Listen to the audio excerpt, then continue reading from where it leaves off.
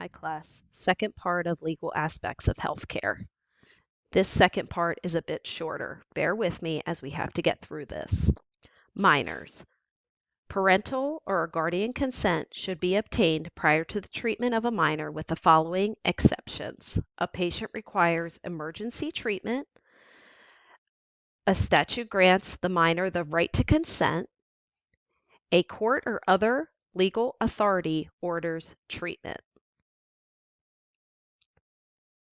Minors and emergency care. Consent for treatment of a minor is implied in a medical emergency when immediate threat to the patient's life or health exists.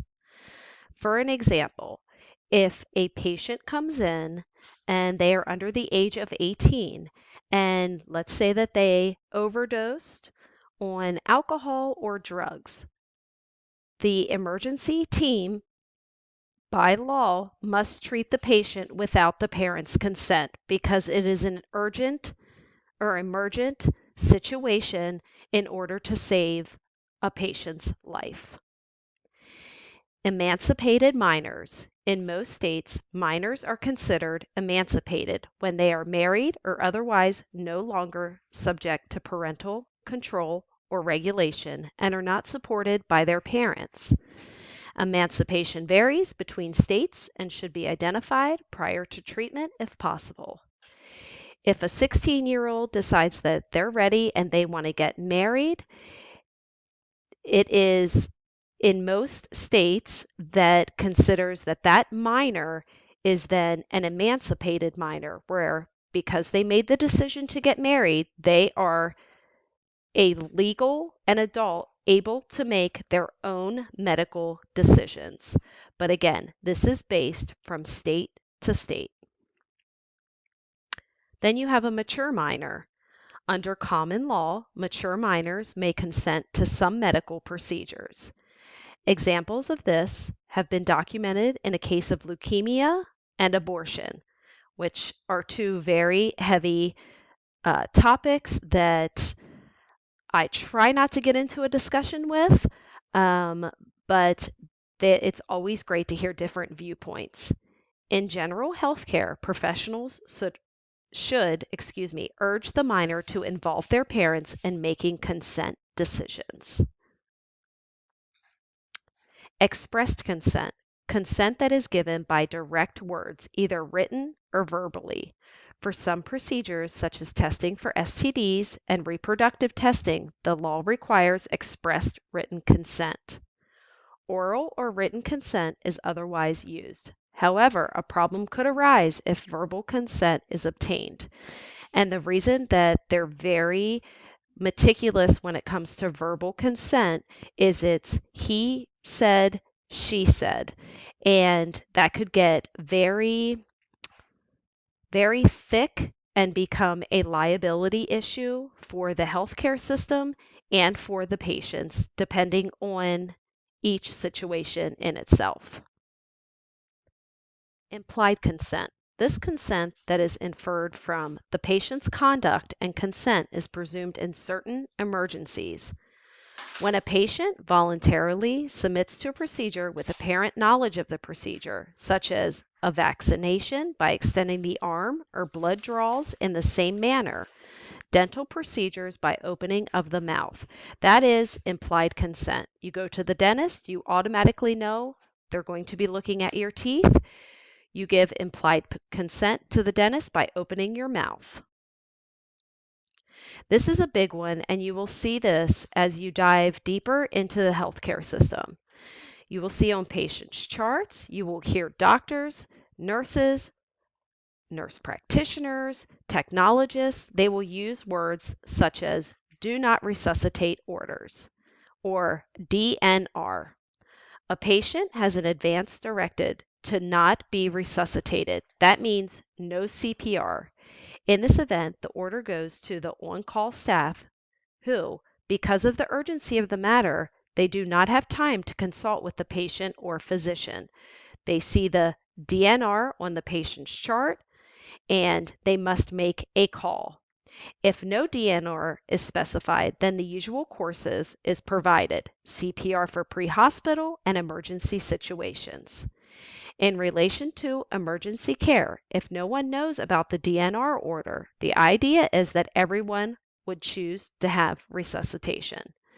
DNR, you will find, is a very fine line in the healthcare field. People can have a DNR in place, and if they are found out in the field or if they come into the emergency room, emergency personnel have taken a code to treat any and all patients, even if they do not have a visual of the patient's chart.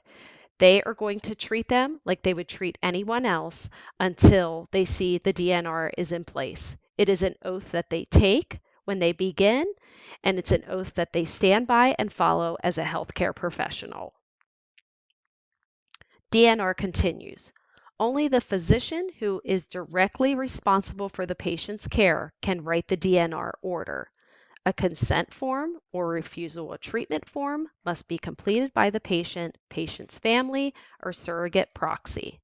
Most hospitals require a daily review of the DNR order to determine if the patient's wishes have changed. An example that comes to mind with reviewing a DNR order and if the patient's wishes have changed is a patient has a set DNR in place. They were found out in the field, brought to the hospital.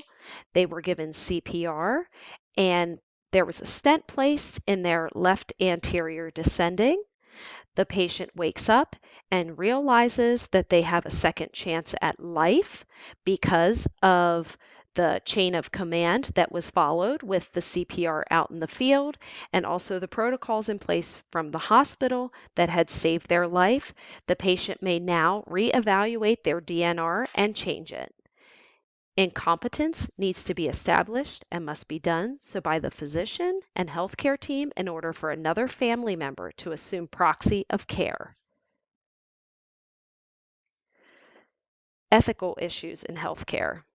4 basic principles of ethical issue decision making in the healthcare setting: autonomy, the right to make your own decisions; justice, fair allocation and equal treatment; beneficence, do good, act to benefit others; non-maleficence, the duty to do no harm.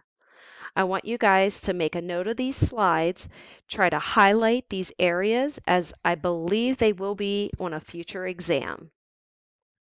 Misfeasance, the performance of lawful act in an illegal or improper manner. For example, a physician may write a prescription for a patient but may write the wrong dose. That would be an example of misfeasance. Nonfeasance, the failure to act when you should. Duty, you have a duty as a healthcare provider. Negligence in that the person was owed a duty of care and you failed to do so. Derelict, the healthcare provider breaches their duty to care for the patient. Direct calls, your breach of duty of care to the patient where there is direct injury. And damages, legally recognizable injuries that you know occurred during their hospital stay.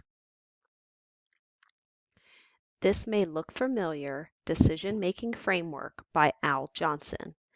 You will see in D2L this week that I have attached a video that I want you to watch, and I want you to apply Al Johnson's framework: medical indication, patient preference, quality of life, and contextual factors.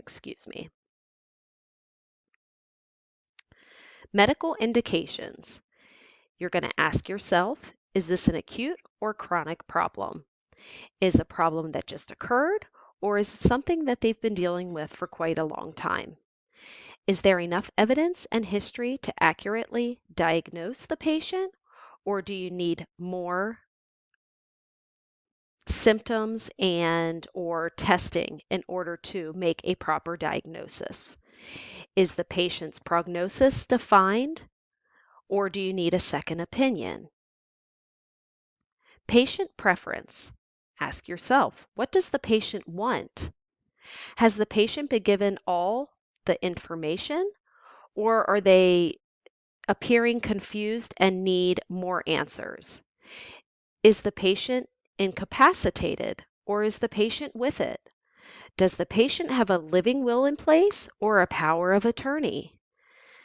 The patient's right to choose. Do they have a choice being made, or is it a one-sided option for the patient? Quality of life.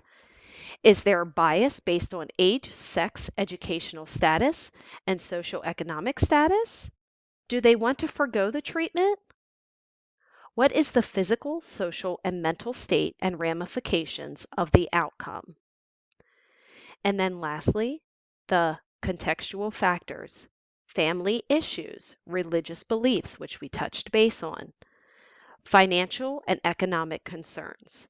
When you guys are watching the video this week, I want you to make a chart, as you've seen back here in Decision Making Framework by Al Johnson, and I want you to go through and ask the questions: medical indication, patient preference, quality of life, and contextual factors. Thank you guys. I know that this was a heavy week with PowerPoints, but we made it through. If you have any questions, please don't hesitate to ask me.